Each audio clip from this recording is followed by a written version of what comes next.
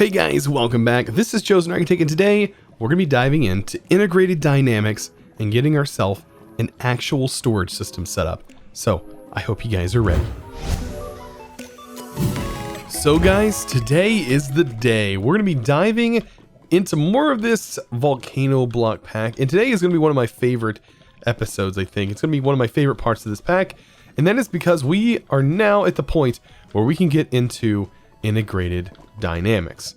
As you can see, I've already upgraded to the tier 2 now of the blood infuser, which can hold a lot more blood. I've been really farming some Endermen up there, which has been super easy because of the way the farm is set up. So I've just been hacking away at Endermen like crazy. But anyways, we have a bit of blood ready to go now, and we really should start getting into the integrated dynamics. So it looks like there was another quest that was added. I did go ahead and update the pack, which did add a few things. This is a Zen sapling. I don't really know what this Zen sapling actually does. Volcano cake from Telepastries. Looks like it makes... Zencraft was added in here. So we have some decoration blocks that were added. That's nice. Also, I believe chisel was added, so now we can technically chisel some blocks, like cobblestone, for example, that there's a lot of. I think chisel is in here.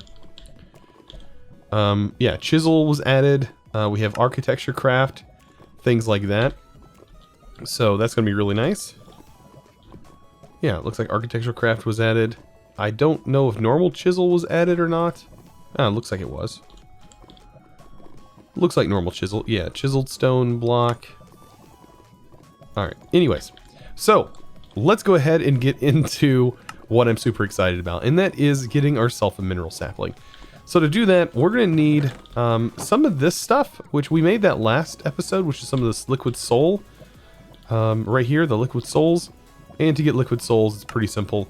We just take that mysterious dust block and we put it underneath our amplifying tubes, which is what I've done here. So we have 2 of those ready to go.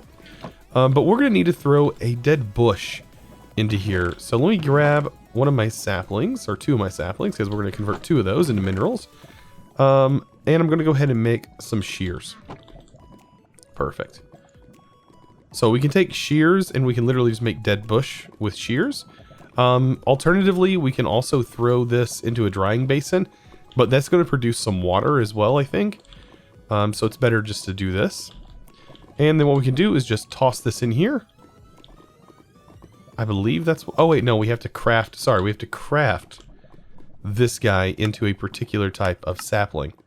Ah, yes, we have to throw it inside the blood infuser in order to craft what we need. The undead sapling.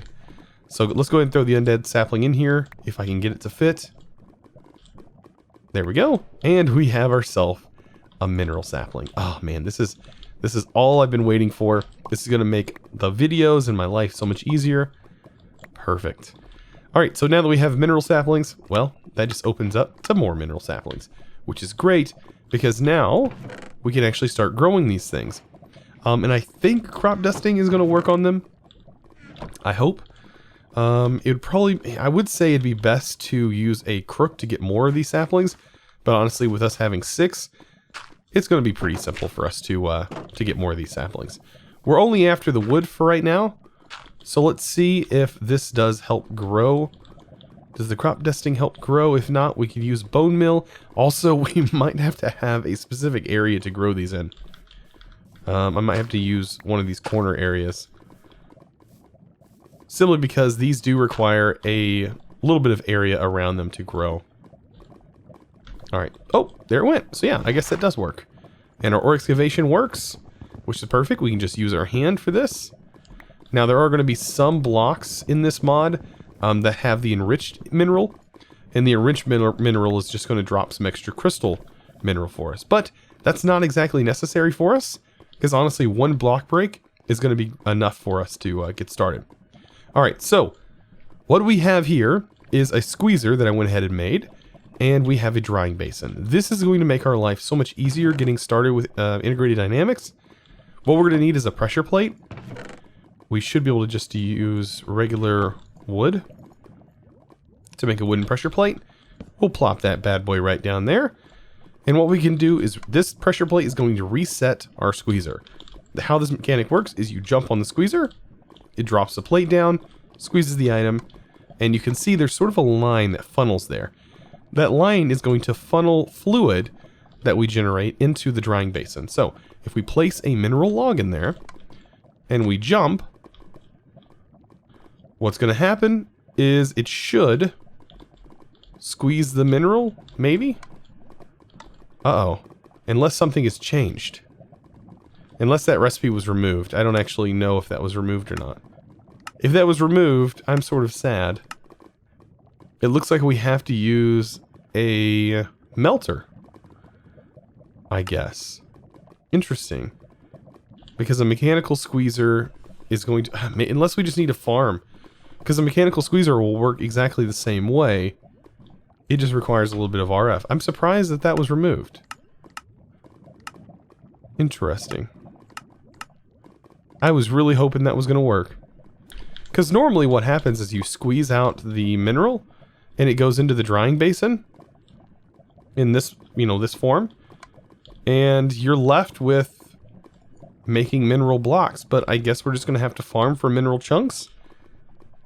That's just going to take a little bit longer. It is definitely doable. But really we don't need too much. Let's see. So, yeah, I guess the only way to get that is going to be using a squeezer. We already have a squeezer here. So, getting these batteries are just going to require us to farm up the trees. And that'll give us a mechanical squeezer. Now, to power the mechanical squeezer, I think there is a generator, but the generator is disabled. And we'll have to figure out a way to get RF power.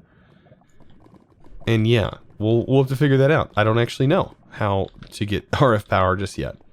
Anyways, so for right now, what I'm going to do is I'm just going to continue to farm these trees. That's going to be super fun, right? So I'm going to farm the trees till we have enough mineral to at least make the storage terminal. And that is what I'm going to hope to get going. So after doing just a little bit of grinding, it actually wasn't too bad to get the amount required for what I was going to be creating. So let's go ahead and take a look. What I was really working for is this storage terminal. And this is going to be the lifeblood, I think, of the rest of the pack. And it's going to be really helpful for me because it's sort of like an applied logistics system in essence. I guess it's not the greatest thing in the world, but it's better than nothing. And it's going to be very useful with some of the other things that we're going to touch on today. So let's go ahead and take a look at the storage terminal itself. We really need input variables and output variables. So what I did was I just made 4 pistons, took the 4 pistons, split them up, put glue to make two sticky pistons because that's the only difference between these two. And variable cards are super simple to make. So as you can see, these are just sticky pistons, and I made 8 of them a piece. So now that we have these left over, we're going to be able to use those. I did go ahead and make a display panel because that is one of the things required, which is just going to be a very simple recipe using those output variables that I mentioned before. So really when you get into integrated dynamics, there's just input and output variables, and these things are very, very important. So what we're going to do is we're going to go ahead and start to use them. So let's go ahead and create the storage terminal screen. That is the big part that I am wanting to make. So now that we have the storage terminal, I think it gives us a few things, which is very great. So we don't have to make them ourselves. So what we're given is we're given a structure crafter. This structured crafter is going to allow us to do some crafting things later on. We'll worry about that later. We'll just leave that to us to the side. We got some logic cables, which is great, so we don't have to make them. And we got some item interfaces, so that's great. We don't have to make those as well. We also have a wrench. That's the best way to break these logic cables and these item interfaces, any of the interfaces that you use. This is the best way to break them. You just right click on them and they pop off. Otherwise, they are pretty hard to break with a pick. And that's on purpose. You don't want to be breaking your cables on accident and ruining like a massive configuration that you might have. Because these can get pretty complicated if you start getting into all the variables and figuring out how things work, especially with the redstone stuff. So now that we have that done, let's go ahead and take a look at this chest builder. I know I told you guys I was going to get back into this later on, and now is the time that we need to get into this. So what I'm going to do is I'm going to just pick a color for right now. With this being in the nether, I don't know. I think orange is going to be like the best color for this. But then again, we're hooking it to a network that is mostly a cyanish color. So I think maybe having it cyan, like maybe 188 is going to be good. And what we're going to do, I'm going to set this to 24 columns and 12 rows. This is going to be the biggest chest that I can make. And it's going to require 18 chest, 64 iron, 64 iron bars, and 18 clay. We have all of that ready. I do have enough to make 2, and I do want to make 2. So there is our first one. I need to go and grab some more iron. And then I think I have iron bars laying around here somewhere. If not, there's 32. We're going to have to make a little bit more, which is perfectly fine. There's 64. Perfect. All right. So, yeah, we're going to be using a lot of our iron for this. Because this is a big deal. And then we're going to make another one. Perfect. So these chests are larger than you probably are thinking. They are very large. So large that if your GUI is set to low or set to auto, you're not going to be able to see everything. So if I turn my auto scale to large, then we'll be able to see the entire chest. And this thing is enormous. But the good thing is we don't really have to look into this thing. So I'm going to put my setting back to auto scale for most of you guys if you're watching on mobile. And we're going to go ahead and get this party started. So we're going to find somewhere to place this for right now. This is literally just temporary until I move all this, and then we can start to rearrange how our chests and things are laid out. But I really just want to demonstrate how this is going to work. So now that we have both our chests set up like this, what we're going to do is we're going to take our item interfaces and we're going to connect them to both of these chests, right? We're not going to have to worry about anything else except for connecting them. And then we're going to place down some logic cable. And what I'm going to do is I'm going to run the logic cable up one. And we're just going to smack this storage terminal right onto it. And what this storage terminal is going to allow us to do is it's going to allow us to see all of the storage slots. You see right here, we have 3... I think this tells us how many items we can fit in this thing. But we have 36,000 items that we can pretty much fit in here. When it comes to stacks, of course, we're limited to our chests. So if I go ahead and throw some redstone in here, you can see redstone now shows up. And what I can do is I can literally just start throwing items in like so. And we can actually start crafting from here as well. So if I want a block of crystallized mineral, well, looky there, I can pull that out. If I want to clear this grid, I can hold shift and click to clear the storage. I think if you just hit clear, it's going to put it into your inventory. So if you hold, if you have a grid set up right here and you hold shift and click, it's going to dump it back into storage for you. So what that means is for the most part, we can take all of our items and we can now store them into these large chests here. Oh yeah, we're going to have a lot of fun getting all this done and compacting this down and giving ourselves a place to craft and search items from, which is going to be really, really cool. So let's talk a little bit about Integrated Dynamics 101. So we're going to just kind of talk a little bit about how item routing works. This is going to be very, very simplistic. And when we talk about our storage terminal, we're going to think of this as this is going to let us see anything that has an item interface connected to it. So as long as there's an item interface to connect to, this will see it. Also, when you put items into it, it's also going to follow the priority level. So since we have these all setting here, what we can go ahead and do is I'm going to go ahead and tack on one of these bad boys to each of these barrels, which these are basically representing every slot to this bad boy. Eventually, we're going to have this thing moved, so later on, I'll show you what to do. If you need to remove one of these item interfaces, I recommend just taking it and throwing it in your inventory. That's going to reset all its stats, so that way it goes back to normal, back to regular again. So let's go ahead and connect all these, and then we're going to talk about how to set up the priority system. Okay, here we go. All right, so on each of these interfaces, or at least these interfaces down here, when you right-click them, they do have a config built within them. They have different channels. and everything else. Like you can literally focus on specific channels. If you want to change this interface channel, you may set it to 1, for example. You notice that we have like chests in here. I can set this to interface channel 1. I think I can even specify, or maybe it's not reading. Oh, I didn't save. So if I set this to channel 1 and save, then we should have a channel 1. And you can see these things are now separated. So we can actually separate all of these and put these on their own channel, which is what I actually want to do. So right now, let's go ahead and set this back to 0 and save. Each one of these, I'm going to set this to channel 1 on all of them, right? But we can still access all of these still as long as we're set under the channel all setting. This isn't the only thing that I want to do, because there are some other things that we're going to need to do. This is just going to allow us to filter these items quickly whenever we need to see these specific items.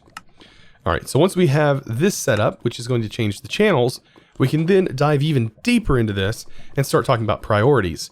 So when we put items into here, we can specify what chests we want the items to go into first, or try to go into first. I still am kind of... I still don't know exactly how the priority works, because like every mod uses its own different priority. I don't know if it is the higher the number goes first or the lower the number goes first. I don't know. So what I'm going to try right now is I'm going to make sure that all of our watermelon, let's see, what do we have the least of in here? Probably cactus. So let's go cactus. Let's pull all of our cactus out, right? And let's go ahead and just put 1 in for now, so we know there's 1 in there. I'm going to set this to priority 1 and save. And what should happen is we should not have cactus go into the chest. It should go in here first. Let's try that out. Okay, and also we're under all, so you see that there. And that's what happened. It went into here first. So that is how this works. So the higher the number, the higher the priority is, it's what will be sent to that chest first. So make sure you save, by the way. That's something that I always forget to do, is save. There we go. So I'm going to go ahead and set all these to priority 1, so that way when we have these items in here, we can make sure that they're all going into these. And if they can't go into them, say the priority is still there, but like say this chest fills up with too much of the normie seeds, then they'll start to funnel into our excess storage. And that's exactly what I want to happen. So this right here is like your storage in a nutshell. And this is how you're going to be routing things. And this matters a lot, because what we can do later is we can just pull from here, right? Pull directly from this logic cable and pipe that directly into this reactor. And then we can specify, okay, I only want to pull from channel 1. And that's what we're going to end up doing later on. So now is the point where I really want to talk about automation and how we're going to use this for automation. And the first thing I want to try and automate simply is the Prodigy tech. I have kind of done this before, and what I want to do is the rotary grinder, and I have it set on the arrow heater. So the Energeon arrow heater, this bad boy should be able to smelt up pretty quickly once this thing fully reaches its max temperature. Because that's how this one is based. So it just needs, you know, the bare minimum, but the more heat you put into it, the faster it'll go. I want to set up a chest that I can input into, and then I want to have an output chest on the side. So let's go ahead and just go ahead and get that set up. Put a chest here and a chest here. And what I want to do is I want to output, or I want to pull from here and put into here on the other side. To do that, I'm going to use an item interface. This one is going to go onto the chest, right? And then this one is going to recognize, I could technically have it recognize this chest as well and have it pull out. I think that's what I'm going to do. We're going to try this out first. So I'm going to go ahead and place that there. So we're going to need 2 different types of cards. I guess you can call them cards or whatever you want to call them. We're going to set this also to JEI synchronized. And then we're going to look up integrated, and you can see we can see all of our items here. But what we want to do is we want to make some more item interfaces, because item interfaces is what we're going to use to convert these things over. All right, so what we're going to need is an item importer, and we're also going to need an item exporter. So there we go. So these are the 2 things that we're going to need. So if we remember, this is our inventory. So we're going to import, you would import into your inventory and you would export out of your inventory. So it's kind of something you need to remember. So what we're going to do here is we're going to pull from this inventory and go into here. With this one, we're going to import. So we're going to pull from the adjacent inventory to go into our network. I hope this isn't too confusing, but this is something that we're going to be doing a lot of. So I just want to make sure everyone who is maybe new to this mod understands it. And maybe hopefully if you do even know how to use it, hopefully I can shed some insight. All right, so we're going to need something else. We're going to need a variable card. So variable cards, you make a lot of those. They're super simple to make. And we're going to be using those. So let's go ahead and specify this. We're going to say any item that is in this chest is going to go here. To do that, I need to say right here, export all items and just slap a variable card in there. What this is going to do is just going to say true, right? That's what we're telling it. We're going to do the same thing the other side. We're going to tell that to true, to pull all items out. Now, it may not work right away when we go to put items in here. For example, let's go ahead and take some gravel.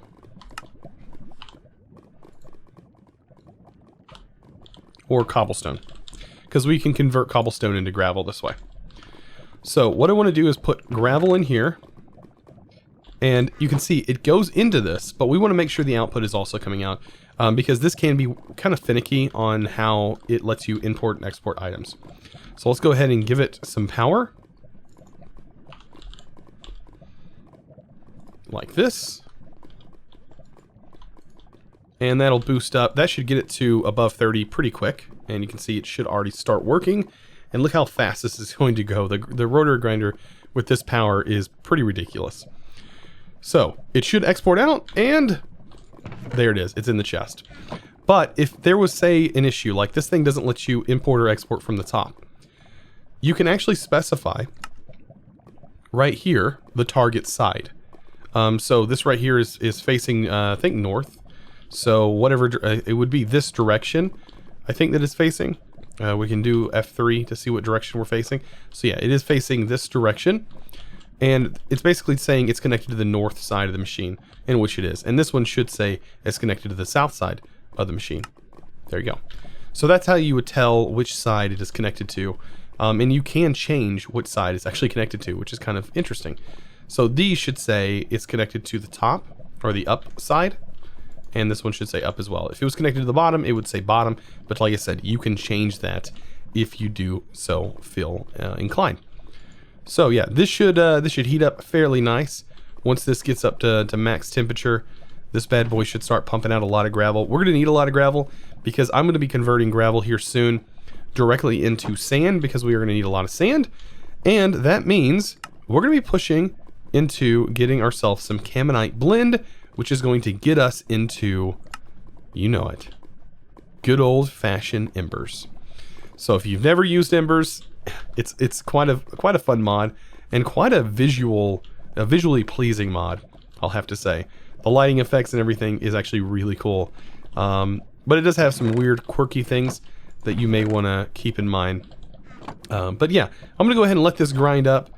This is going to be pretty quick at grinding all these down. As you see, it starts to get pretty hot. It's at 250, which is this thing's max temperature, which is working phenomenal. That's actually a quite fast pace. So I'm going to go ahead and let that convert this, and then we're going to convert it into sand. And then we're going to go ahead and get into some embers. Just a little bit of embers, not too much, because here soon we're going to have to really work on some more stuff. But embers is what's going to allow us to get more mineral, and allow us to make more cables and things like that, which we're definitely going to be needing very soon. So when it comes to getting into embers, we've kind of done most of the stuff required for it. We have all of our blood craft or evil craft done. Right here we need to make some ember crystals, which are actually really simple to make. We're going to talk about that here in a second. But also later on we can go ahead and just produce ember crystals with fuel later on.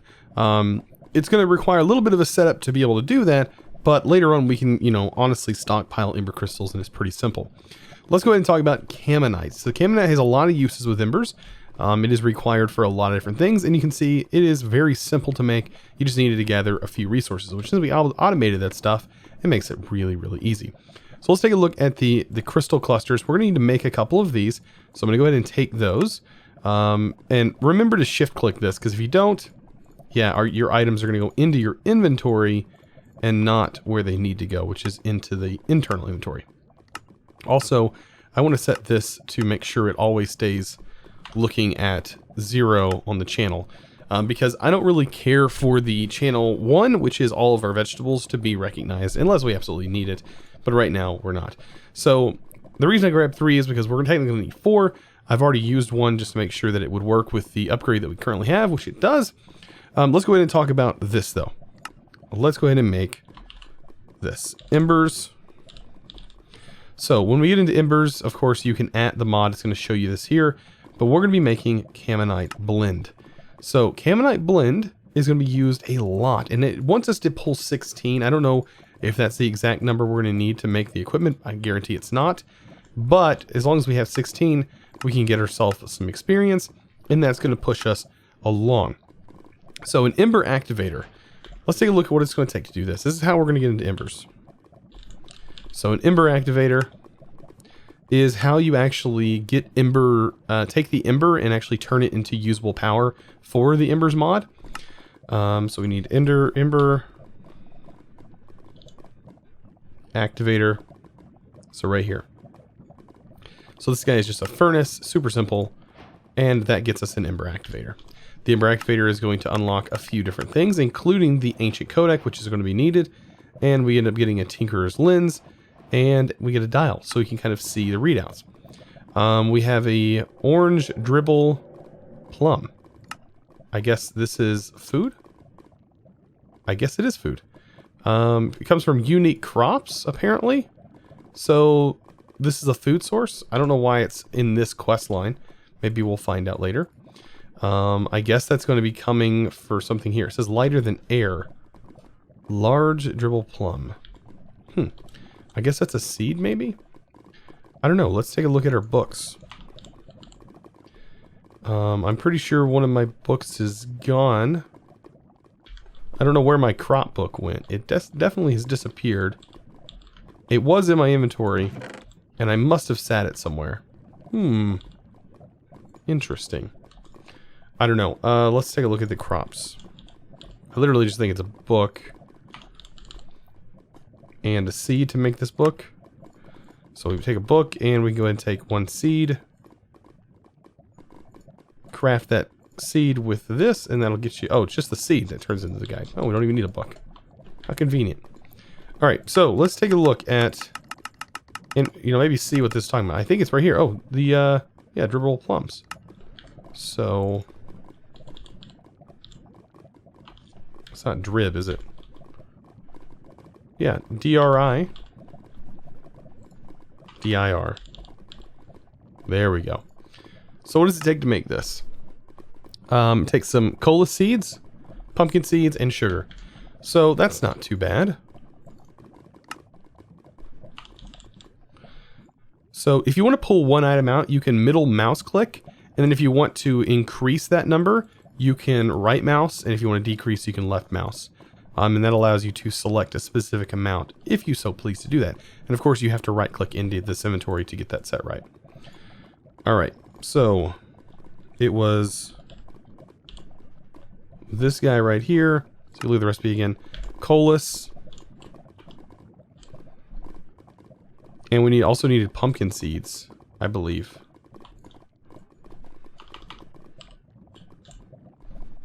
And I guess we need 4 of those. So let's just make sure. Yeah, I think it'd be 4 and 4. So that should be perfect. Let's go ahead and take it over to our crafting. And we'll just throw everything in needed. And looky there. That got us the seed we need.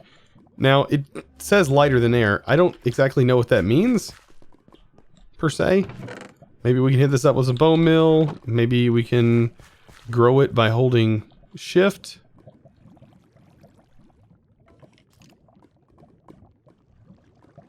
It does seem to be growing. Okay. Oh! And it's gone. So it doesn't look like bone meal per se is helping, but the crop dusting seems to be helping. Definitely. Okay, so whenever it does fully grow and pop, we want to make sure we pick it up. Okay.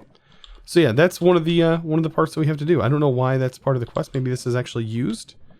Is this used for something? Oh, it's used for the ember emitter. That is interesting. So yeah, that is something that we're gonna have to do. So Embers is gonna require a little bit, right? It's gonna require a little bit of work. It doesn't look like this thing produces an extra seed. So this is all we have. So I might want to make a few more of these seeds, make sure I stand over it while it does fully grow. Or have something to catch it, maybe. It does look like it disappears after a while. But guys, I think we got quite far with today's episode. We did learn a lot of stuff. We got a lot of things done. There is still a lot more to get into. We're going to be definitely diving into Embers in the next episode. So I hope you guys are stoked for that. Guys, I really appreciate you guys sticking around. I know I've made a lot of vocabulary mistakes. You guys made sure to let me know about them, at least in this playthrough. I am slowly but surely working on that, guys. I do promise. But anyways, I really appreciate you guys sticking around. All the comments, all the thumbs up, all the likes, guys. You've been absolutely amazing. I'll see you guys in the next episode. And as always, guys, thanks for watching.